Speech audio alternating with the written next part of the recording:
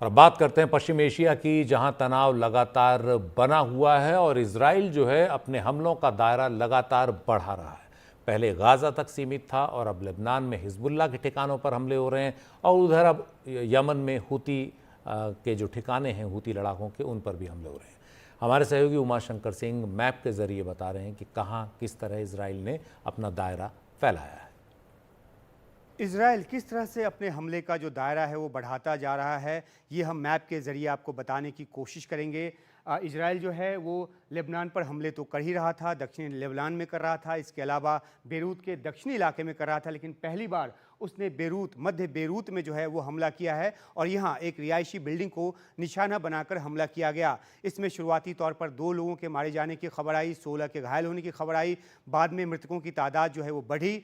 मिल रही जानकारी के मुताबिक मारे गए लोगों में एक अल जमा अल इस्लामिया का सदस्य है। अल जमा अल इस्लामिया जो है एक सुन्नी राजनीतिक और सैन्य गुट है जो हिजबुल्लाह शिया मिलिशिया के साथ जुड़ा हुआ है। हालांकि इसका अभी इजराइल और हिजबुल्लाह के बीच चल रहे संघर्ष में कोई खास भूमिका सामने नहीं आई है, लेकिन फिर भी इस पर हमला किया गया है। और इसी हमले से जुड़ी एक और जो रिपोर्ट है वो बताती है कि निशाने पर हिजबुल्लाह, हमास या फिलिस्तीन इस्लामिक जिहाद के सदस्य नहीं, बल्कि popular front for the liberation of Palestine यानी PFLP के जो 3 कमांडर थे वो थे और उनकी भी जो मौत है इस हमले में हुई है। हालांकि ये गुट भी मौजूदा लड़ाई में बहुत अधिक सक्रिय नहीं है, लेकिन 1990 के दशक में इजराइल के खिलाफ गतिविधियों में शामिल था और शायद यही वजह है कि उसको निशाना बनाया गया है। और अब हम बेरूत से चलते हैं, लेबनान से चलते हैं यमन, जहां पर कि इजराइल ने हमला दागा है और ये जो हमला है पावर स्टेशन और पोर्ट को निशाना बनाकर किया गया है। बंदरगाह शहर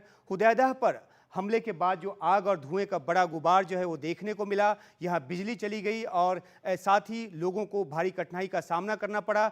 लाल इशा जो है वो दूसरा शहर है जहाँ पर हमला किया गया और इससे इन जगहों पे जो है वो बिजली की समस्या जो है पैदा हुई। इजराइल का कहना है कि वो हूती के ऐसे ठिकानों को निशाना बना रहा है जहाँ ईरान से हथियार की सप्लाई होती है, खासतौर पर बंदरगाह पर सप्लाई होती है और इसलिए इस जगह को निशाना बनाया गया है। हमने देखा है कि किस तरीके से हूती जो है लगातार लाल सागर से गुजरने वाले जहाज़ों को निशाना बनाता रहा है और एक दिन पहले ही उसने बेन गुरियन एयरपोर्ट, जो कि तेल अवीव का एयरपोर्ट है, वहां तक मिसाइल दागी, जिसे हवा में रोक तो लिया गया, लेकिन इसके बाद इजराइल ने हूती पर भी हमला जो है बड़े पैमाने पर शुरू कर दिया है।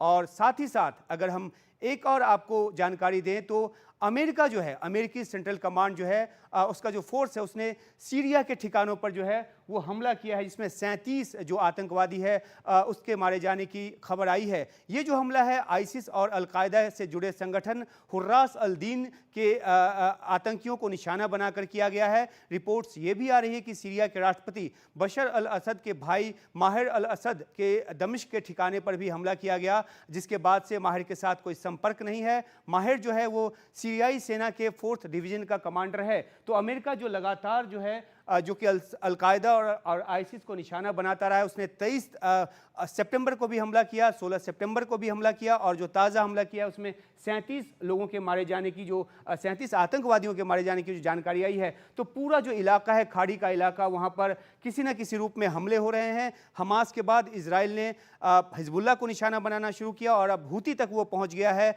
और उसका कहना है कि किसी को नहीं छोड़ेगा जो इजराइल के लिए खतरा है। और दूसरी तरफ जो इजराइल का साथी अमेरिका है वो भी सीरिया में हमले के जरिए एक तरह से इजराइल की मदद कर रहा है ताकि किसी भी तरह का आतंकी संगठन जो है उसको जड़ से ख़त्म किया जा सके, और इसलिए अमेरिका ने भी अपनी तरफ से ये जो हमला सीरिया में है वो किया है।